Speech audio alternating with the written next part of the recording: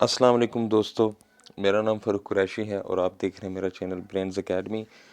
दोस्तों आज हमारा ये जो वीडियो लेक्चर है ये पेडागोजी का दूसरा लेक्चर है। पहले लेक्चर में हमने स्ट्रेटजी की डेफिनेशन पढ़ी थी और एजुकेशनल स्ट्रेटजी को समझा था और आज उसी सिलसिले का दूसरा लेक्चर है और इस लेक्चर में हम वही टॉपिक कैरी ऑन करेंगे, teaching strategies, techniques and skills.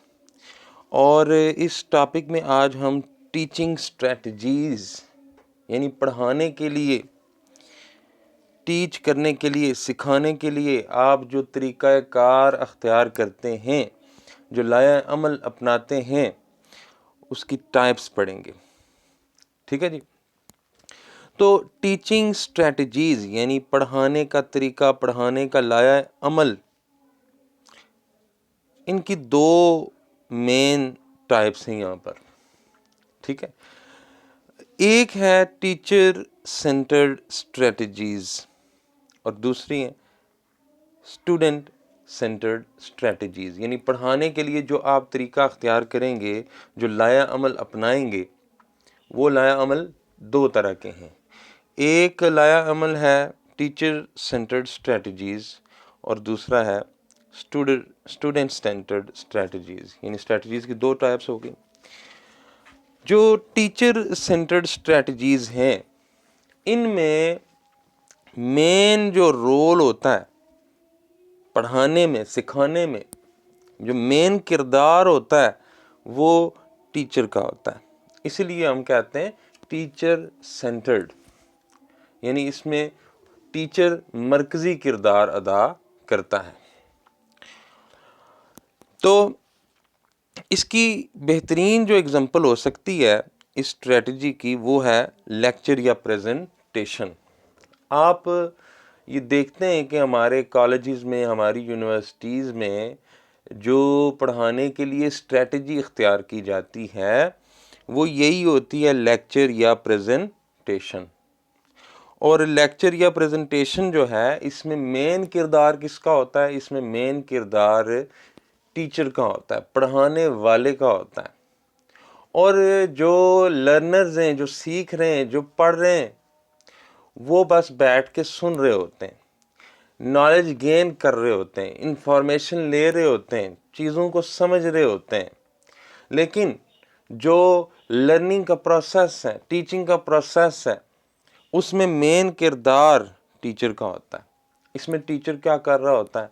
Teacher सामने आके खड़ा होता है, टॉपिक इंट्रोड्यूस करवाता है, टॉपिक के मकासद बताता है, सारी इंफॉर्मेशन आपके लिए वो लिखता है, सारी इंफॉर्मेशन आपको वो समझाता है, आपको वो इंफॉर्मेशन देता है। तो मेन किरदार, मेन रोल किसका होता है जी? टीचर का होता है। तो टीचर सेंटर्ड स्ट्रेटजीज़ ये ऐसी स्ट्रेटजीज़ हैं जिनमें पढ़ाने और पढ़ने के अमल में सबसे ज़्यादा अमल दखल और सबसे ज़्यादा रोल और सबसे ज़्यादा किरदार एक टीचर का होता है। ठीक है जी। दूसरी स्ट्रेटजीज़ कौन सी हैं? Student centred strategies. ये जो स्टूडेंट सेंटर्ड स्ट्रेटजीज़ हैं, इन तरीक़ाकार में मेन जो रोल है सीखने के अमल में, मेन रोल किसका होता है? मेन रोल एक स्टूडेंट का होता है। यानी स्टूडेंट जो हैं वो बुनियादी किरदार, मरकज़ी किरदार होते हैं सीखने के अमल में। इसको हम एक मिसाल से वाज़ह करेंगे। इसकी एक मिसाल है, इस स्ट्रेटजी की एक मिसाल है कोऑपरेटिव लर्निंग। कोऑपरेटिव लर्निंग यानी ताउन से सीखना, बाहमी ताउन से सीखना। कोऑपरेटिव लर्निंग में हम बच्चों को, वो एक ग्रुप होता है बच्चों का या स्टूडेंट्स का, उनको हम कोई टास्क दे देते हैं, उनको हम कोई टॉपिक दे देते हैं और हम उनको ये कह देते हैं कि इस टॉपिक पे आपने खुद रिसर्च करनी है, खुद तहकीक करनी है और तहकीक करके आपने एक छोटा सा पेपर लिख के ले आना है और फिर उस पेपर को आपने अपने ग्रुप में बैठ के डिस्कस करना है, प्रेजेंट करना है और डिस्कस करना है। और इस तरह क्या होता है कि स्टूडेंट ही मेन किरदार अदा कर रहा होता है। स्टूडेंट ही सारा कुछ कर रहा होता है। टीचर इसमें गाइड के तौर पर काम करता है, रहनुमा के तौर पर काम करता है।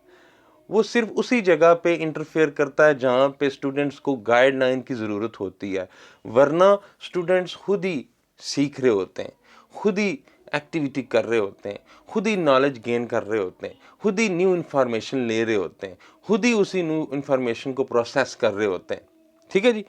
तो टीचर सेंटर्ड स्ट्रेटजीज जिनमें मेन किरदार सीखने और सिखाने के अमल में टीचर अदा कर रहा होता है, और स्टूडेंट सेंटर्ड स्ट्रेटजीज इसमें ज़्यादा किरदार स्टूडेंट को दिया जाता है, स्टूडेंट खुद आगे बढ़े, खुद सीखे। तो इंशाल्लाह ये हम डिटेल में पढ़ेंगे। आज का जो हमारा ये टॉपिक है, यानी ये जो वीडियो लेक्चर है, इसमें हम टीचर सेंटर्ड स्ट्रेटजीज़ को कैरी ऑन करेंगे। और हमारे मुल्क में, पाकिस्तान में, ये ज़्यादातर टीचर सेंटर्ड स्ट्रेटजीज़ ही यूज़ की जाती हैं। ठीक है जी। तो मैंने टीचिंग स्ट्रेटजीज़ की एक और तकसीम की है ताकि आप बात को मुकम्मल तौर पर समझ जाएं। पीछे मैंने आपको बताया कि टीचर सेंटर्ड स्ट्रेटजीज़ दो तरह की हैं, टीचिंग स्ट्रेटजीज़ दो तरह की हैं, teacher centred and student centred. यहाँ मैंने टीचिंग स्ट्रेटजीज़ की, यानी पढ़ाने के तरीक़ाकार की 3 मज़ीद इक़साम कर दी हैं एक नए तरीके से। अच्छा, एक होती है लार्ज ग्रुप स्ट्रेटजीज़। जब आपके पास स्टूडेंट्स का लार्ज ग्रुप हो, एक बड़ी तादाद हो, तब आप ऐसी स्ट्रेटजीज़ अख्तियार करते हैं कि पूरे ग्रुप को आप पढ़ा सकें, सिखा सकें। और इसकी बेहतरीन मिसाल वही प्रेजेंटेशन और लेक्चर है। ठीक है, यानी हम प्रेजेंटेशन और लेक्चर उस वक्त यूज़ करते हैं जब हमारे पास लार्ज नंबर ऑफ़ स्टूडेंट हो।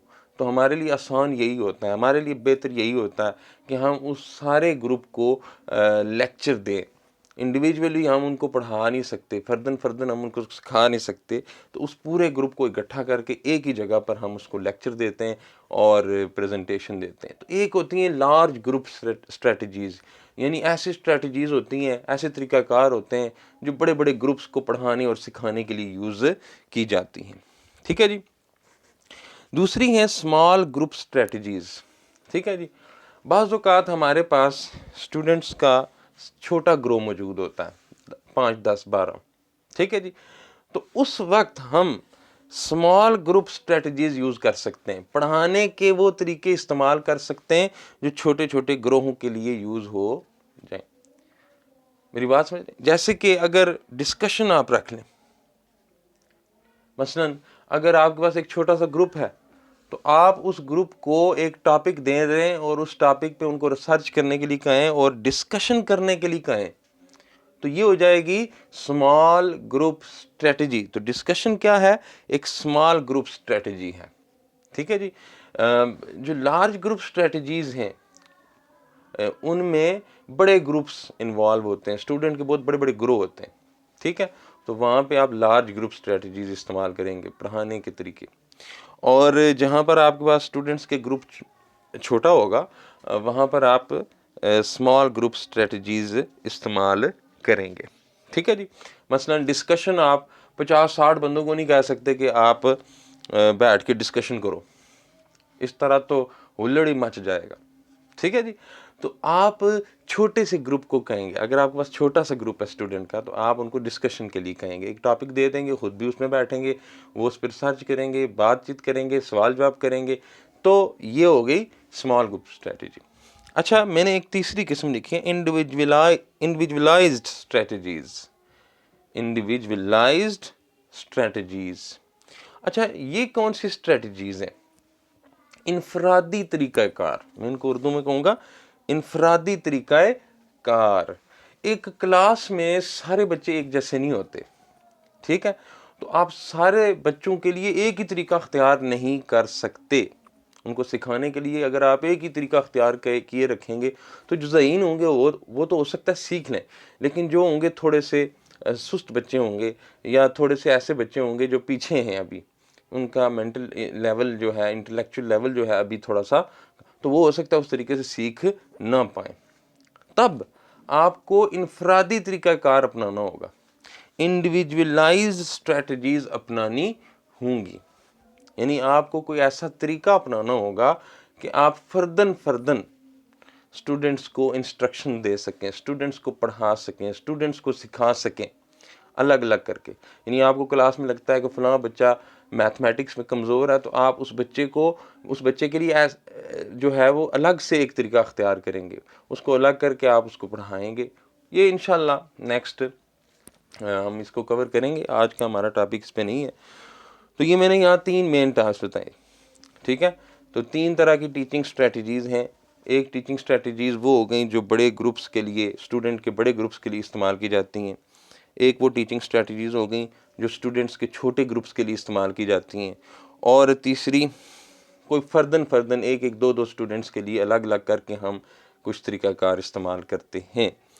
नेक्स्ट हमारा जो असल टॉपिक है वो आज टीचर सेंटर्ड स्ट्रेटजीज़ हैं।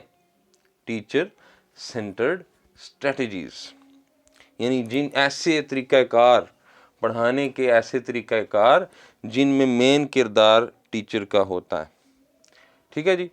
तो इसकी हमारे पाकिस्तान में एक ही टीचर सेंटर्ड स्ट्रेटजी इस्तेमाल होती है और बहुत पॉपुलर है, हर बंदे को पसंद है। लेक्चर या प्रेजेंटेशन, हर बंदा लेक्चरार बनना चाहता है। हमारी तो पोस्ट भी पूरी है लेक्चरार, ठीक है जी। तो हमारे मुल्क में ये बहुत ही ज़्यादा कॉमन तरीका है, लेक्चरिंग मेथड या प्रेजेंटेशन मेथड।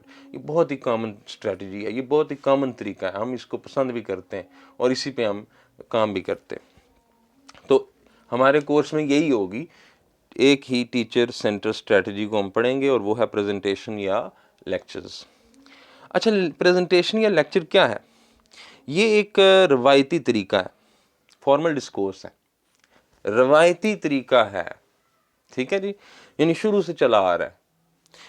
और इसमें एक होता है एक्सपीरियंस्ड पर्सन, एक तजर्बाकार शख्स होता है जिसे हम टीचर कहते हैं, और दूसरा एक ग्रुप होता है आपके पास इनएक्सपीरियंस्ड पर्सन्स का, ना तजर्बाकार लोगों का ग्रुप होता है, ठीक है जी, यानी स्टूडेंट्स का।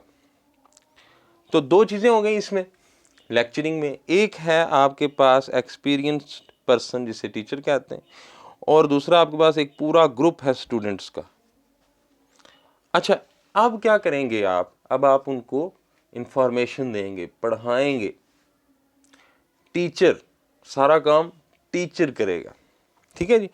इसलिए इसको कहते हैं one way procedure. One way procedure है, इसमें इंफॉर्मेशन एक ही वे से जा रही है और वो है टीचर टू स्टूडेंट, यानी टीचर ही टॉपिक चूज कर रहा है, टीचर ही टॉपिक चूज करता है, टीचर ही सिखाता है, टीचर ही पढ़ाता है, टीचर ही इंफॉर्मेशन दे रहा है, सब कुछ यहाँ पे टीचर कर रहा होता है। इसलिए इसको कहते हैं वन वे प्रोसीजर, ठीक है जी। और स्टूडेंट्स यहाँ क्या कर रहे होते हैं? स्टूडेंट्स असल में यहाँ पे लिसनर्स होते हैं, सुनने वाले होते हैं, सामीन होते हैं। टीचर उस लेक्चर को सुन रहे होते हैं, वो इंफॉर्मेशन गेन कर रहे होते हैं और वो उस इंफॉर्मेशन को अपने दिमाग में जज्ब कर रहे होते हैं और उस इंफॉर्मेशन को समझने की कोशिश कर रहे होते हैं, ठीक है। तो यहाँ पे ये जो कम्युनिकेशन है, यहाँ पे ये वन वे प्रोसीजर है इसका, ठीक है जी। तो लेक्चरिंग के बारे में हम सब कुछ जानते हैं, तो ये बेसिक मैंने आपके सामने इसका स्केच और इसकी डेफिनेशन रख दी है। आप मज़ीद बुक से ज़रूर पढ़ा करें। मैं तो ये नहीं कहूँगा कि मैं पेडागोजी का कोई एक्सपर्ट हूँ, लेकिन मैं पेडागोजी के टॉपिक्स को खुद समझता हूँ पहले और फिर उन पे लेक्चर पूरा प्रिपेयर करके आपके सामने पेश करता हूँ आसान तरीन अल्फाज में और आसान तरीन तरीके से। तो बुक्स को ज़रूर पढ़ें। इससे मेरे लेक्चर्स देखने से ये होता है कि आपकी बेसिक नॉलेज, आपकी जो है वो बेसिक कंसेप्ट ठीक हो जाते हैं और आपको पता चल जाता है कि बुक्स में से आपने फिर क्या पढ़ना है, ठीक है जी। अब करेक्टरिस्टिक्स ऑफ एक्सपीरियंस्ड पर्सन, यानी जो टीचर लेक्चर दे रहा है उसकी खूबियां क्या होनी चाहिए, ठीक है जी। जो टीचर सामने खड़ा होकर प्रेजेंट कर रहा है, एक्सपोज कर रहा है, चीज़ों को बयान कर रहा है, उसकी क्या खूबियां होनी चाहिए। वैसे तो बहुत सारी खूबियां हो सकती हैं, यहाँ पर मैंने 5 लिखी हैं। सबसे पहली है डेप्थ ऑफ नॉलेज, यानी टीचर के पास जो इल्म है वो गहरा इल्म होना चाहिए। उस यानी टीचर को टॉपिक की गहरी अंडरस्टैंडिंग होनी चाहिए। इन टीचर जो टॉपिक पढ़ाने लगा है, जो मजमून पढ़ाने लगा है, उसकी गहरी समझ, उसका पूरा कंसेप्ट खुद टीचर के पास होना चाहिए। देखें, बाज़ औक़ात टीचर जो होते हैं वो ऐसे ही बगैर तैयारी के पढ़ाना शुरू कर देते हैं। तो देखो भाई, जब आपको खुद समझ नहीं होगी, एक टीचर को खुद समझ नहीं होगी, तो वो बच्चों को कैसे कन्वे करेगा, वो स्टूडेंट्स को कैसे कन्वे करेगा? नहीं कन्वे कर सकता। ठीक है जी। दूसरी जो खूबी है, ability to expose and explain, यानी टीचर बेहतरीन वो होगा जिसमें ये सलाहियत हो कि वो अपनी बात को अच्छे अल्फाज में, सादा अल्फाज में और बेहतरीन तरीके से लोगों के सामने पेश कर सके।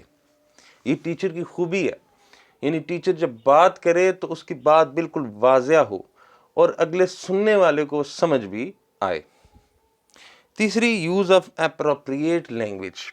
टीचर को चाहिए कि वो अपने सामईन, अपने स्टूडेंट्स के इंटेलेक्चुअल लेवल के मुताबिक ज़ुबान इस्तेमाल करे। यानी ना तो बहुत ही मुश्किल ज़ुबान इस्तेमाल करे कि वो स्टूडेंट्स को समझ ही ना आए, और ना ही वो ऐसी आमियाना ज़ुबान इस्तेमाल करे कि स्टूडेंट्स का जो है वो दिमाग ख़राब हो जाए। ठीक है जी। आमियाना से मुराद है बाजारी लैंग्वेज इस्तेमाल नहीं करनी चाहिए क्लास में। ठीक है जी। तो लैंग्वेज वही यूज़ करनी चाहिए जो स्टूडेंट्स के लेवल के, मेंटल लेवल के मुताबिक हो, उनकी ज़हनी इस्तेदाद के मुताबिक हो, जिसे वो आसानी से समझ सकें। और अगर कोई मुश्किल लफ्ज़ आता है तो टीचर को चाहिए कि उस मुश्किल लफ्ज़ को एक्सप्लेन करे। और चौथी खूबी, सॉरी मैंने यहाँ 3 लिख दिया, लेकिन चौथी खूबी है एक टीचर की जो लेक्चर दे रहा है, ability to draw attention of students. उसे चाहिए कि वो स्टूडेंट्स की अटेंशन ड्रा कर सके, बच्चों की तवज्जो हासिल करने का हुनर। यानी टीचर को चाहिए कि वो सबसे पहले क्लास में आए और बच्चों की तवज्जो अपनी तरफ मबजूल करे, क्योंकि तवज्जो होगी तो सीख सकेंगे वो। और 5वीं खूबी है विट एंड ह्यूमर। तो थोड़ा बहुत मजाक भी कर लेना चाहिए। ठीक है जी। थोड़ी बहुत जो है ना ऐसे कमेंट कर देने चाहिए ताकि जो बच्चे हैं वो थोड़े लाइट हो जाएं और उनकी तवज्जो वापस बहाल हो जाए। अगर आप एक लेक्चर शुरू करके बैठ जाएंगे और आखिर तक बस लेक्चर ही पढ़ाते रहेंगे, सबक ही पढ़ाते रहेंगे, तो बोर हो जाएंगे तो तवज्जो हट जाएगी। तो आपने बीच बीच में कोई मजाक, कोई चुटकुला, कुछ न कुछ ऐसा करना चाहिए कि बच्चों की तवज्जो और उनका इन्हमाक और उनकी दिलचस्पी बरकरार रहे। तो ये है जी लेक्चर मेथड, जिसके बारे में हम सब जानते हैं। तो standard time for lecture, lecture के लिए जो मियारी वक्त होना चाहिए, यानी कि लिमिट होनी चाहिए, हदूद होनी चाहिए। यानी लेक्चर आपने कितनी देर देना है। मिसाल के तौर पर अगर क्लास है कोई 60 मिनट की, तो उसमें lecture 1/6 to 1/4 of all classroom time. तो जो लेक्चर आपको देना चाहिए वो यानी छठा हिस्सा पूरे वक्त का या चौथा हिस्सा। यानी 60 मिनट की अगर क्लास है तो छठा हिस्सा बनता है 10 मिनट और चौथा हिस्सा बनता है मेरे ख्याल में 15 मिनट। ठीक है जी। यानी लेक्चर ज़्यादा से ज़्यादा 10 से 15 मिनट या 20 मिनट का होना चाहिए। ठीक है, ताकि बच्चे बोर ना हों और लिमिटेड इंफॉर्मेशन उनको मिले। इतनी इंफॉर्मेशन मिले इस टाइम में कि वो उसको आसानी से याद रख सकें, उसको अपने अंदर जज्ब कर सकें। और बाकी का वक्त सवाल जवाब में होना चाहिए। सबसे पहले आपको चेक करना चाहिए कि जो आपने पहले 15-20 मिनट में पढ़ाया है क्या वो स्टूडेंट्स को आता भी है या नहीं, उसकी उन्होंने समझ हासिल की है या नहीं। और फिर एक्टिविटीज़ होनी चाहिए, फिर उनको आपने काम देना है जो वहीं पे करें, टास्क देना है, डिस्कशन करवा लें। यानी आखिरी कुछ मिनटों में ये काम होना चाहिए।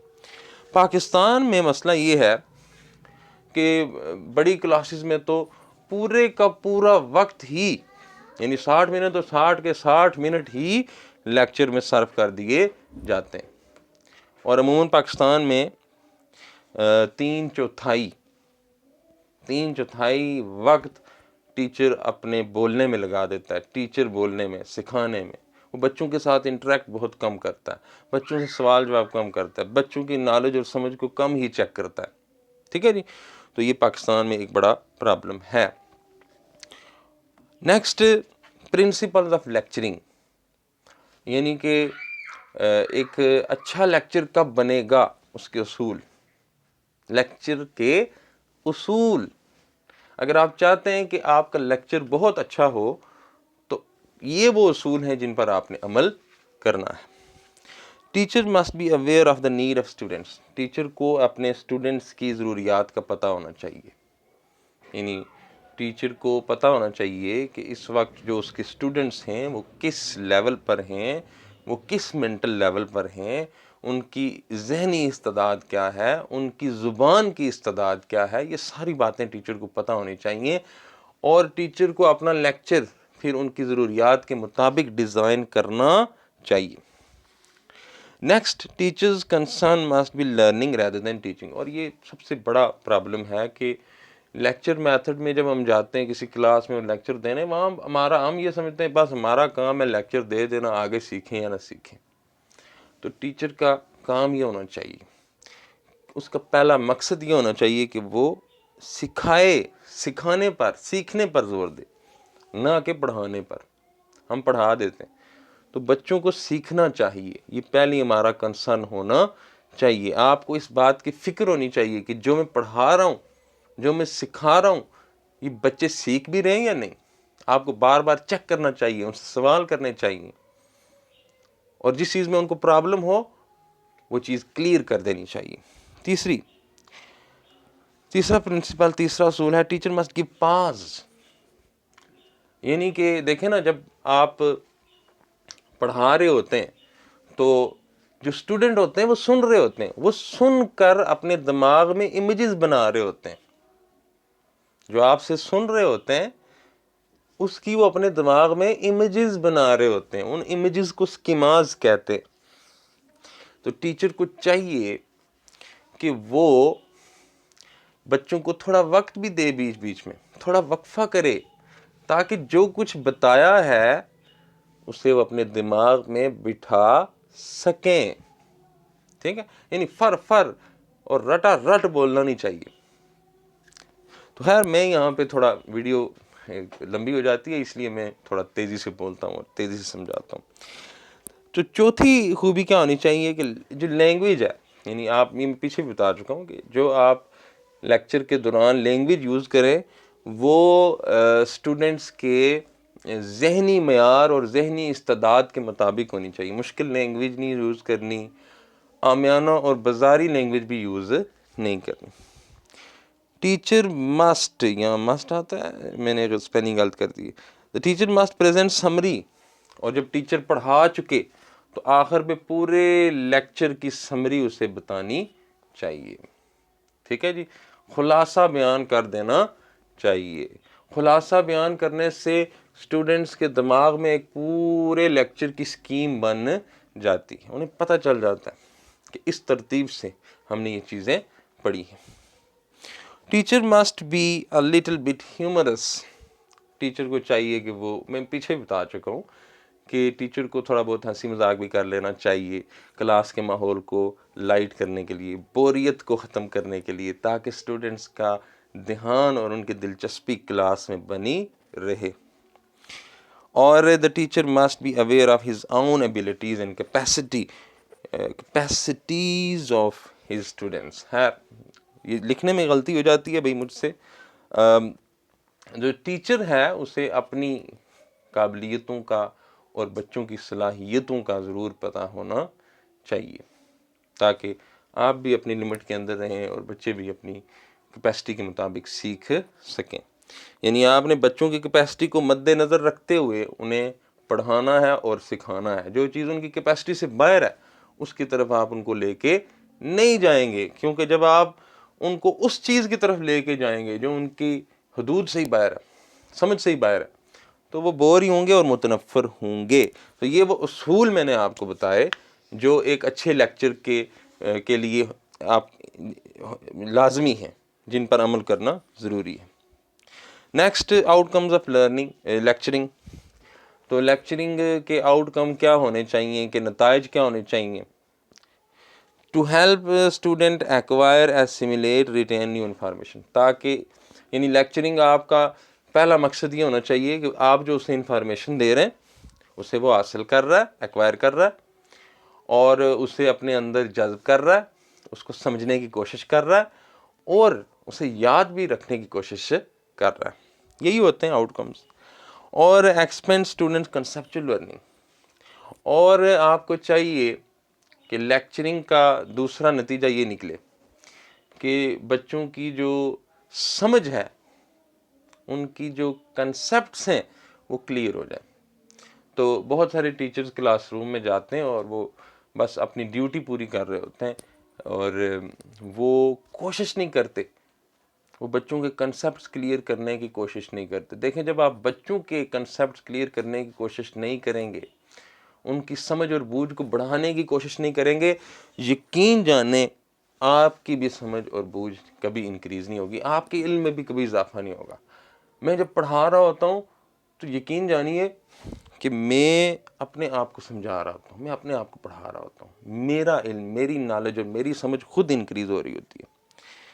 तो तीसरे जो नतीजा निकलना चाहिए लेक्चरिंग का, वो क्या है कि बच्चों में सुनने और समझने और सोचने की सलाहियत पैदा करना। यानी लेक्चरिंग से ये होता है कि बच्चा सुनता है, उस इंफॉर्मेशन को दिमाग में लेके जाता है, उसको समझता है, फिर उसको आहिस्ता आहिस्ता सोचना शुरू कर देता है, सवाल उठाता है। तो ये 3 आउटकम्स हैं जो लेक्चरिंग के होने चाहिए। नेक्स्ट, फेजेस और स्टेप्स ऑफ लर्निंग। ये लास्ट हमारा, मेरे ख्याल में लास्ट स्लाइड है। तो लेक्चरिंग के 4 स्टेप्स हैं। यानी लेक्चरिंग जो आप क्लास में जो जाके लेक्चर देते हैं वो 4 स्टेप्स में होनी चाहिए, तभी वो इफ़ेक्टिव होगी। ठीक है जी, 4 स्टेप्स में, 4 मरहलों में होनी चाहिए। और पहला स्टेप क्या है? Clarify aims of the lesson and get students ready to learn. यानी आपने अपने सबक के मकासद, अपने लेक्चर के मकासद बयान कर देने हैं, एम्स आपने बयान कर देने, लेक्चर के मकासद बयान कर देने, ताकि और स्टूडेंट्स को रेडी करना है सीखने के लिए। मकासद आप बयान कर देंगे लेक्चर के तो वो सारे स्टूडेंट्स आपकी तरफ मुतवज्जो हो जाएंगे, वो सीखने के लिए खुद आगे बढ़ेंगे। दूसरा स्टेप क्या है? Presentation of advance organizers. ये आज टर्म एक बड़ी ख़ास टर्म है एजुकेशन की, ये भी आज आपके सामने क्लियर हो जाएगी। Presentation of advance organizers. आपने बच्चों के सामने, स्टूडेंट्स के सामने एडवांस ऑर्गेनाइजर पेश करने, मतलब आपने अपना टॉपिक पेश करना। एडवांस ऑर्गेनाइजर क्या है? एक तरीका है, इसमें आप अपना टॉपिक बच्चों के सामने पेश करते हैं और उन्हें बताते हैं कि इससे पहले जो आप पढ़ चुके हैं उसके साथ इस टॉपिक का क्या ताल्लुक है, और जो आप नई इंफॉर्मेशन पढ़ेंगे उस नई इंफॉर्मेशन का और पहले की इंफॉर्मेशन का कोई ना कोई ताल्लुक जरूर है, इसीलिए ये सबक पढ़ाया जा रहा है। तो प्रेजेंटेशन ऑफ एडवांस ऑर्गेनाइजर्स, यानी बच्चों को आपने ये बताना है कि ये है हमारा सबक, इसमें हम ये टॉपिक पढ़ेंगे और चूंकि आप पहले फलां फलां फलां फलां टॉपिक पढ़ चुके हैं, इसका उनसे ये ताल्लुक बनता है। तो नए सबक को, नई इंफॉर्मेशन को पुरानी इंफॉर्मेशन से, पहली पढ़ी हुई इंफॉर्मेशन से रिलेट करने को एडवांस ऑर्गेनाइजर्स कहते हैं। और तीसरा स्टेप है, जब आप बता चुके हैं बच्चों को कि आपने पहले ये पढ़ा था, आज हम ये पढ़ने वाले हैं, इन दोनों का आपस में क्या ताल्लुक है, अब आपने बच्चों को टॉपिक पढ़ाना है और नई इंफॉर्मेशन आपने बच्चों को देनी है। ठीक है जी, लेकिन पुरानी इंफॉर्मेशन जो पहले पढ़ाया हुआ है उसी की बेस पे, उसी की बुनियाद पे आपने नई इंफॉर्मेशन बच्चों को देनी है, नया लेक्चर देना है, नया टॉपिक पढ़ाना है। और आखिर पे जो मेन स्टेप है वो checking understanding of new information या check understanding of new information. यानी आपने जो बच्चों को इन्फॉर्मेशन दी है, जो टॉपिक पढ़ाया है, जो कंसेप्ट दिए हैं, उनको चेक भी करना है, बच्चों से सवाल करें, बल्कि उनको इनकरेज करें। उनकी अंडरस्टैंडिंग जांचने का सबसे बेहतरीन तरीका क्या है कि आप बच्चों को इनकरेज करें कि आप सवाल करें, बच्चे सवाल करें। बच्चे आपसे अगर सवाल करते हैं तो इसका मतलब ये है कि वो टॉपिक को समझ रहे हैं, कंसेप्ट ले रहे हैं, उनके ऊपर सोच रहे हैं। तो दोस्तों, ये था हमारा आज का लेक्चर, और इसमें मैं अगर शुरू में फिर से समरी पेश कर दूं, teaching strategies, techniques and skills हमारा टॉपिक था। हमने टीचिंग स्ट्रेटजीज़ की 2 मेन टाइप्स पढ़ी, teacher centred strategies, student centred strategies. फिर हमने टीचिंग स्ट्रेटजीज़ की एक और तकसीम पढ़ी, एक और टाइप्स इसकी पढ़ी, large group strategies, small group strategies, individualised strategies. और फिर हमने टीचर सेंटर्ड स्ट्रेटजी को स्टार्ट कर लिया। और टीचर सेंटर्ड स्ट्रेटजीज़ में हमने एक ही मेन स्ट्रेटजी को स्टडी किया, वो क्या है, प्रेजेंटेशन या लेक्चर्स। पहले हमने इसकी डेफिनेशन वगैरह पढ़ी, इसको समझा। फिर हमने टीचर के करैक्टरिस्टिक पढ़े जो लेक्चर दे रहा होता है। फिर हमने देखा कि एक लेक्चर में कितना टाइम लगाना चाहिए टीचर को बोलने में। और फिर हमने लेक्चरिंग के असूल पढ़े कि किन उसूलों पे चलकर लेक्चरिंग को मज़ीद इफ़ेक्टिव बनाया जा सकता है। फिर हमने आउटकम्स ऑफ लेक्चरिंग पढ़े, यानी लेक्चर के नताइज क्या निकलने चाहिए, ठीक है, लेक्चरिंग के समरात, फ़ायदे क्या होने चाहिए। और फिर हमने लेक्चरिंग के, मैंने लर्निंग के लिख दिया यहाँ पे, लेकिन ये लफ्ज़ है लेक्चरिंग। तो लेक्चरिंग के स्टेप्स पढ़े, यानी जब आप लेक्चर देने जा रहे हैं तो आपने कौन से 4 स्टेप्स फॉलो करने हैं। तो दोस्तों, ये हमारा लेक्चर और हमारा एक टॉपिक ख़त्म हो चुका है, और वो है टीचर सेंटर्ड स्ट्रेटजीज़। और पाकिस्तान में एक ही सबसे common teacher centred strategy use की जाती है, वो है लेक्चर या प्रेजेंटेशन। इसके और भी नाम है, एक्सपोजिटरी टीचिंग भी कहते हैं इसे। तो ये आज हमारा कंप्लीट हो चुका है। इंशाल्लाह कल हम या आज ही मैं एक टॉपिक बना लूँगा। तो नेक्स्ट वीडियो में, लेक्चर में हम स्टूडेंट सेंटर्ड स्ट्रेटजीज़ को स्टडी करेंगे। और मैं उम्मीद करता हूँ कि आप लोगों को मेरे ये जो पढ़ाया हुआ, ये बनाई हुई वीडियो लेक्चर है, ये पसंद आया होगा, समझ भी आई होगी। मैं कोशिश करता हूँ कि आसान फहम तरीके से आपको ये चीज़ें, और किताबों को ज़रूर पढ़ें, ठीक, किताबों को ज़रूर पढ़ें। किताबें उठाएं अपनी B.Ed की, उनमें ये टॉपिक्स मौजूद हैं, उनको खोलें, ख़ुद भी पढ़ें, और इससे आपकी नॉलेज मज़ीद बेहतर होगी। तमाम दोस्तों का बहुत शुक्रिया।